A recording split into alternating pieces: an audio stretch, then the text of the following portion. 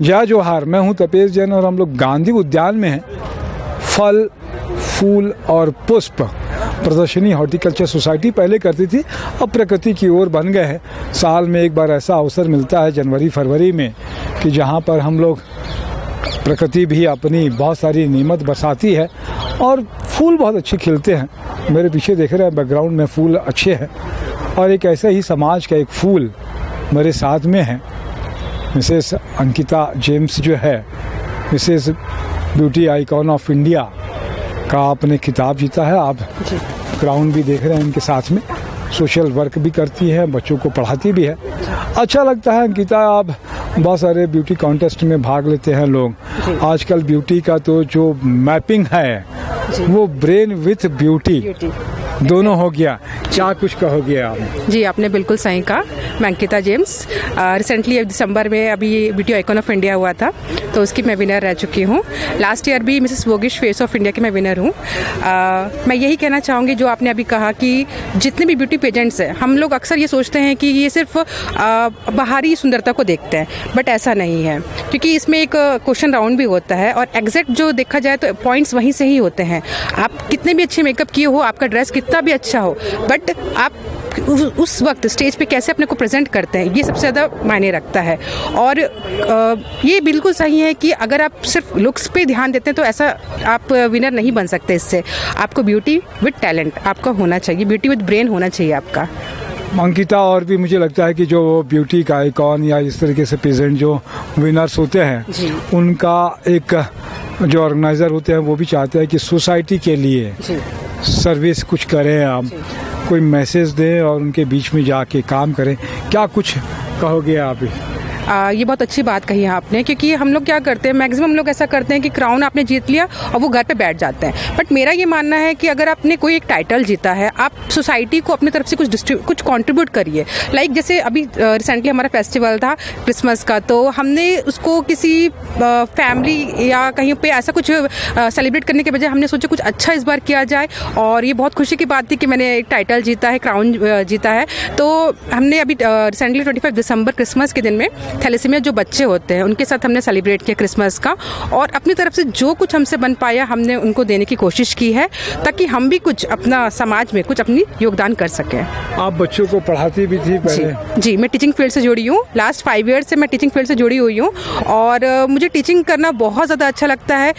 ये मेरा एक सिर्फ शौक या पैशन ऐसा नहीं है, ये मेरे दिल से जुड़ा हुआ है, क्योंकि मेरे घर में भी छोटे छोटे जब भाई बहन थे तो उनको भी मैं पढ़ाती थी, तब से ये मेरे अंदर है। मतलब ये मुझे बहुत अच्छा लगता है टीचिंग करना, और जो गरीब बच्चे हैं उनके भी मैं पढ़ाती हूँ। और बहुत बार ऐसा होता है कि वो फीस नहीं दे पाते बोलते हैं, तो मैं उनको बोलती हूँ ठीक है, उनके पेरेंट्स को बोलती हूँ कोई बात नहीं है, आप कभी और दे दीजिएगा, या कभी नहीं भी दे पाते हैं तो मैं अपनी तरफ से ऐसा कोशिश करती हूँ कि मैं पढ़ाई किसी भी बच्चे की ना छूटे, पढ़ाई कंटिन्यू रहनी चाहिए।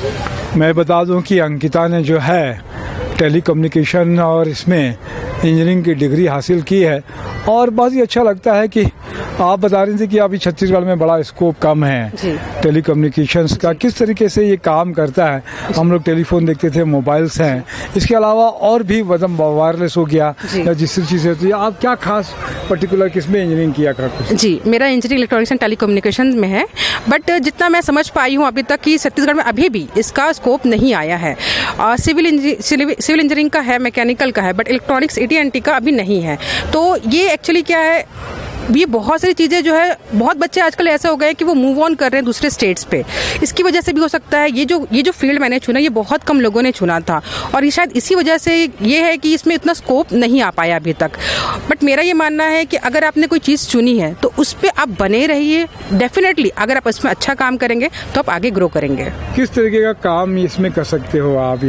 ये बेसिकली मोबाइल फोन्स जैसे ऑपरेट करते हैं, सैटेलाइट हो गया, कि उसकी स्टडी की जाती है, उस पर जो रेज रहते हैं वो कैसे ऑपरेट किया जाता है, ये सारी चीज़ें हम उस पर स्टडी करते हैं। बहुत अच्छी बात है अंकिता। अभी तो बहुत सारे प्रेजेंट्स होने लगे हैं ब्यूटी के, मॉडलिंग की अगर बात करें या ब्यूटी की बात करें तो बहुत सारा क्रेज एक बड़ा है। तो नए जो बच्चे आ रहे हैं, आपका एक्सपीरियंस हुआ है, क्या कुछ कहोगे उन नए बच्चों को? मैं सारे बच्चों से यही कहना चाहूँगी कि अपने पे कॉन्फिडेंस रखिए। आप ये मत सोचिए कि आपका कलर कॉम्प्लेक्शन कैसा है, आपकी हाइट कैसी है, हेल्थ पे सारी चीज़ें ठीक है, आप अपने को फिट रखिए, नो डाउट आज की डेट में फिट रहना बहुत ज़रूरी है, बट सबसे ज़्यादा ज़रूरी है कॉन्फिडेंस रखना अपने ऊपर। आपने कुछ भी वेयर किया हो, बट सबसे ज़्यादा ज़रूरी है कि आप उसको स्टेज पे कैसे प्रेजेंट कर रहे हैं, ये सबसे ज़्यादा मायने रखता है।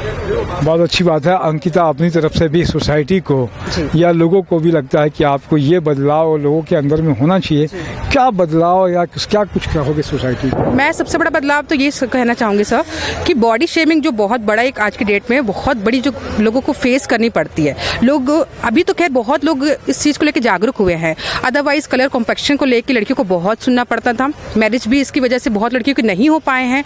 और एक बॉडी शेमिंग हो सकता है कि आप किसी एक लड़की को गुजरते देख रहे हो, जल रही है, कोई ऐसे सामने खड़ी है, वो हो सकता है बहुत आपको मोटी लग रही हो, आपने उसको कमेंट किया, बट एक बार जरा सोच के देखिए कि जब वो उस कमेंट को सुन के जब अपने घर जाती होगी उस पर क्या बीतती होगी। हो सकता है उसको किसी प्रकार की कोई बीमारी हो, हर कोई आपकी तरह फिट नहीं है, ठीक है, बट आपके सामने जो भी व्यक्ति है, सबसे पहले हमारा फ़र्ज़ ये बनता है कि हम उसकी रिस्पेक्ट करें, कोई कैसा भी हो, हमारा सबसे बड़ा फ़र्ज़ यही है कि हम उसको मान सम्मान दें। बहुत अच्छी बात है, क्योंकि जिस तरीके से कहते हैं कि पूरा अगर ब्रह्मांड में कितनी आबादी है, टोटल पॉपुलेशन 600 करोड़ की आबादी मानते हैं हम लोग, इंडिया सब मिला के 600 करोड़ की आबादी है पूरे विश्व की, और सबकी शकल एक दूसरे से नहीं मिलती, तो बॉडी भी कैसे मिलेगी? भगवान ने ही नहीं बनाया है, मानवता होना बहुत ज़रूरी है। Humanity is the first. आकार क्या है, रंग रूप क्या है, ये सेकेंडरी चीज़ है, इसके बाद में कास्ट भी अलग चीज़ है। अंकिता, आपसे बात करके बहुत अच्छा लगा। मैं तपेश जैन, नरेंद्र ठाकुर के साथ में। जय जोहार, जय छत्तीसगढ़।